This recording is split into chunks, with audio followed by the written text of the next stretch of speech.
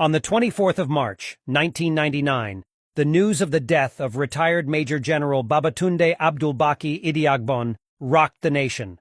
The man who was once the de facto vice president of Nigeria under the military government of Major General Muhammadu Buhari was dead. He was only 56 years old. Idiagbon died under very suspicious circumstances with many controversies surrounding his death. Many accounts of his death have been played, with many pointing accusing fingers at the government of General Abdul Salami Abubakar. Tunde Idiagbon, who was of Fulani ancestry, was born in Ilorin, Kwara State, on September 14, 1943. A trained economist, he was a man who utilized the privileges of several offices he held to promote nation-building and national development. He demonstrated absolute honesty, loyalty, and comradeship to the extent that over 2 decades after his death, no one has accused him of any form of moral or financial corruption. As Buhari's deputy, Tunde Idiagbon was a no-nonsense, never-smiling soldier and a disciplinarian. Regarded by many as the engine room, the brain box, and the star boy of Buhari's military government, he worked seamlessly with Buhari throughout and was given free hand to operate. That alluring working relationship saw him dominating the government so well that for the first and only time in the political history of Nigeria, the names of the head and his deputy were used to nomenclate the administration as the Buhari-Idiagbon regime.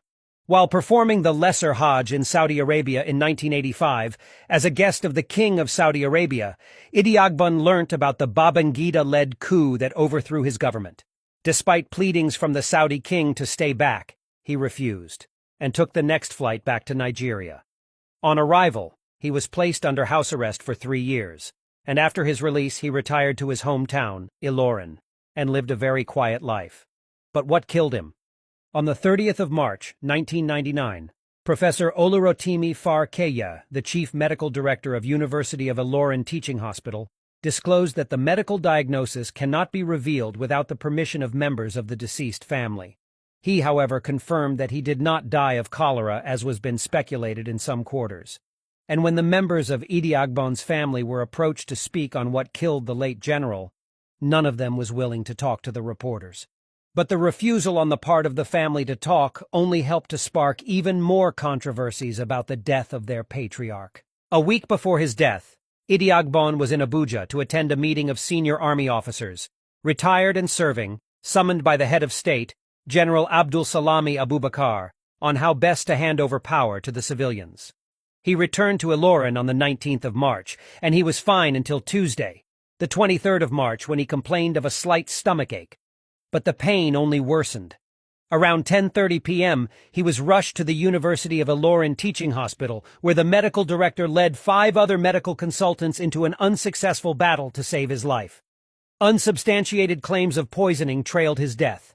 Some people believe the late general was poisoned during his last brief visit to Abuja, citing the following reasons. 1. Professor Farkeya had to seek the attention of the Kwara State military administrator before Idiagbon was admitted to the teaching hospital, the same hospital he had been using before the incident.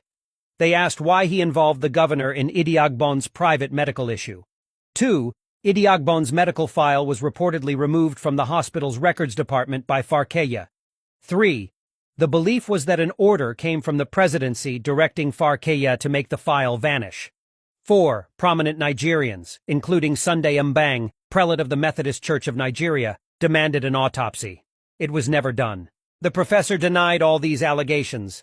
Sadly, General Idiagbon was buried on Thursday, the 25th of March, 1999, at his residence in Ilorin.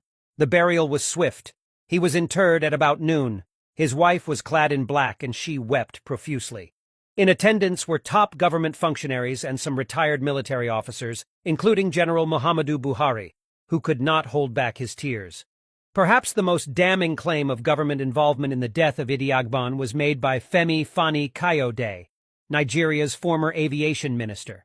He said, General Tunde Idiagbon was to be appointed chief of staff in the presidency in President Obasanjo's government. He was invited to Abuja, offered the job, and he accepted it. He went back to his hotel the night he was made the offer, had some food and some Abuja tea, and he immediately fell gravely ill. He never recovered from that illness, and he died from it. He was not suffering from any known illness before taking the tea.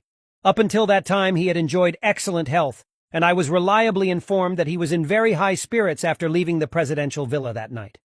As a matter of fact, Obasanjo was looking forward to working closely with him. The fact that the man died in such a mysterious way is yet another inexplicable tragedy in our history.